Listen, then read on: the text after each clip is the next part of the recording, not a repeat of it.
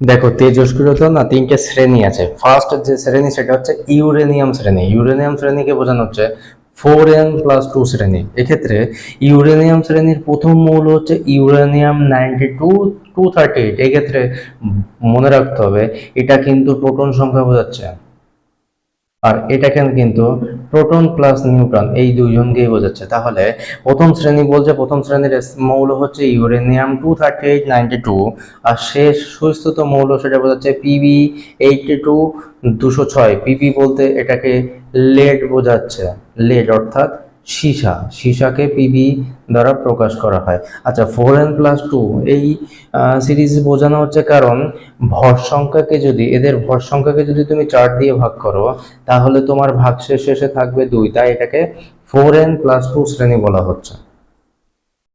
আচ্ছা দেখো, নেক্সট যে শ্রেণী সেটাকে বলা হচ্ছে থোরিয়াম শ্রেণী। দেখো, থোরিয়াম শ্রেণীকে 4n দ্বারা প্রকাশ করা হয়। আচ্ছা, প্রথম মৌল যেটা এই থোরিয়াম শ্রেণীর প্রথম মৌল থোরিয়াম 90 232। এটা আবার বলছি, এটা হচ্ছে প্রোটন সংখ্যা, এটা হচ্ছে প্রোটন প্লাস নিউট্রন। আচ্ছা, শেষ সুস্থিত মৌল বলছে পিবি 206 82, অর্থাৎ এই ক্ষেত্রে পিবি বলতে লেড, এটা আগের টাইমে বুঝিয়ে এসছি।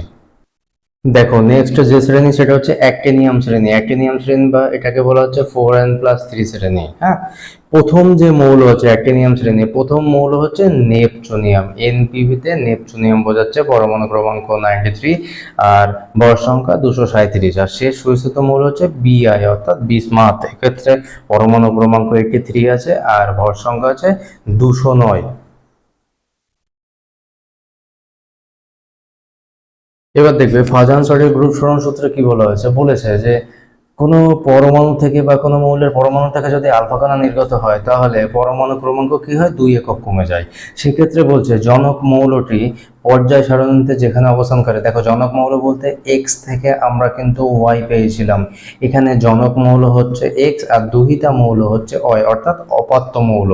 এক্ষেত্রে কি বলেছে, 2 একক হ্রাস পায়, ফলে জনক মৌলটি পর্যায় সারণীতে যেখানে অবস্থান করে অপাত্য মৌল অর্থাৎ এই মৌলটা তার 2 ঘর বাম দিকে অবস্থান করবে।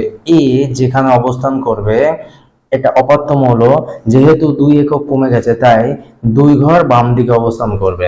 এটা ফাজান-সরি বলেন।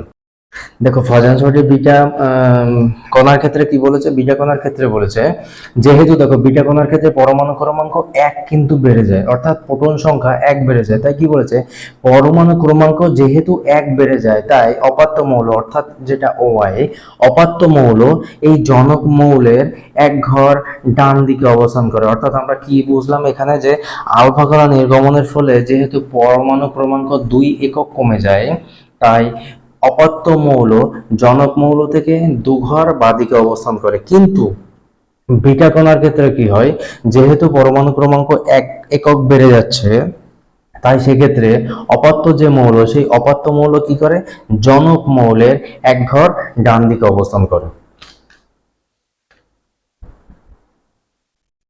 দেখো, আমাদের অনেক সময় অঙ্কে আসে যে অর্ধায়ু বের করতে হয়। অর্ধায়ু বলতে অর্ধেক আয়ু। দেখো, সময় টি হাফ এটাকে অর্ধায়ু বোঝাচ্ছে, এটাকে বলা হচ্ছে অর্ধায়ু। আচ্ছা, অর্ধায়ু সমান সমান 0.693 বাই ল্যামডা। দেখো, ল্যামডা এটাকে বলা হয় ল্যামডা। এই ল্যামডা হচ্ছে ভাঙন ধ্রুবক, ভাঙন ধ্রুবক বলা হচ্ছে এটাকে। তাহলে অঙ্কের ক্ষেত্রে কিন্তু এই সূত্রটা আমাদের লাগবে। আচ্ছা, তেজস্ক্রিয়তার একক সম্পর্কে একটু দেখি। তেজস্ক্রিয়তার একক হচ্ছে বেকারেল অথবা কুরি অথবা রাদারফোর্ড, এই তিনটেই কিন্তু তেজস্ক্রিয়তার একক। যে কোনো একটা পরীক্ষায় আসলে এর মধ্যে তিনটেই ঠিক, বেকারেল, কুরি এবং রাদারফোর্ড।